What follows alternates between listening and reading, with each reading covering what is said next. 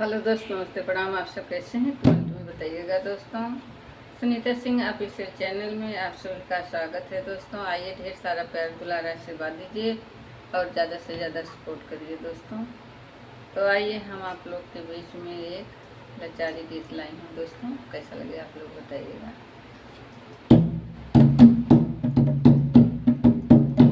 कि तोरी लदन जिनी जाया,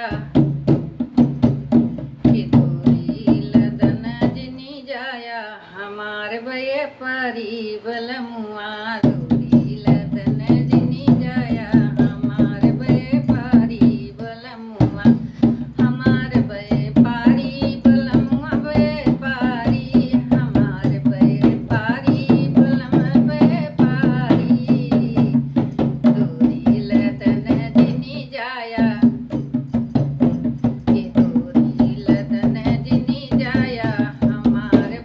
पारी बलमुआ। दूरी लदन जिनी जाया, हमार बये पारी बलमुआ। दूरी लदन जिनी जाया, हमार बये पारी बलमुआ। सब कुछ लाद हरदी जिनी लाद, सब कुछ लाद हरदी जिनी लाद, सब कुछ लाद हरदी जिनी लाद। नाही त पियर होई जइबा, हमार बये पारी बलमुआ। नाही त पियर होई जइबा, हमार बये पारी बलमुआ। नाही त पियर होई जइबा, नाही त पियर होई जइबा, हमार बये पारी बलमुआ। नाही त पियर होई जइबा, हमार बये पारी बलमुआ।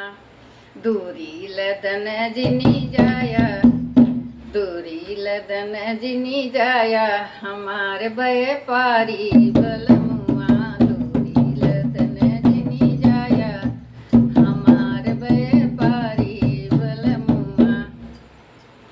सब कुछ लाद भाटा जिनी लाद, सब कुछ लाद भाटा जिनी लाद। भंटा जिनी लाद हो, भंटा जिनी लाद, सब कुछ लाद भंटा जिनी लाद। सब कुछ लाद भंटा जिनी लाद, सब कुछ लाद भंटा जिनी लाद। नाही त नाटा होई जइबा, नाही त नाटा होई जइबा, हमार बये पारी बलमुआ। नाही त नाटा होई जइबा, हमार बये पारी बलमुआ। दूरी लदन जिनी जाया, हमार बये पारी बलमुआ।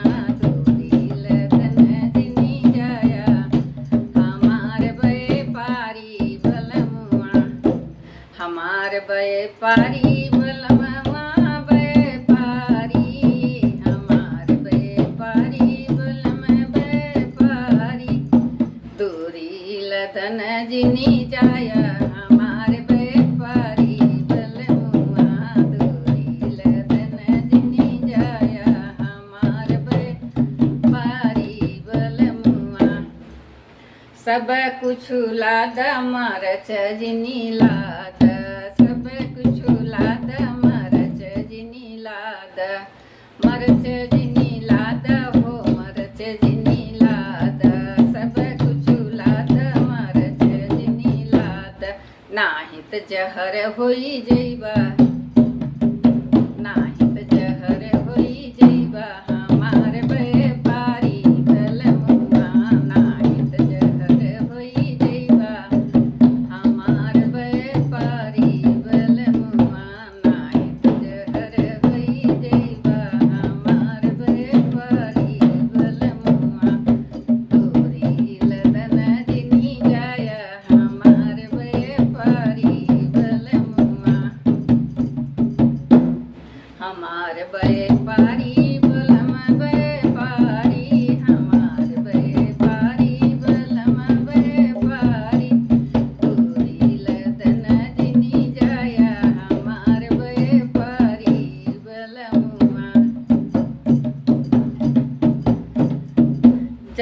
त जाय पिया एक बात माना, सब कुछ लाद भिंडी जिनी लाद, भिंडी जिनी लाद हो भिंडी जिनी लाद, भिंडी जिनी लाद हो भिंडी जिनी लाद।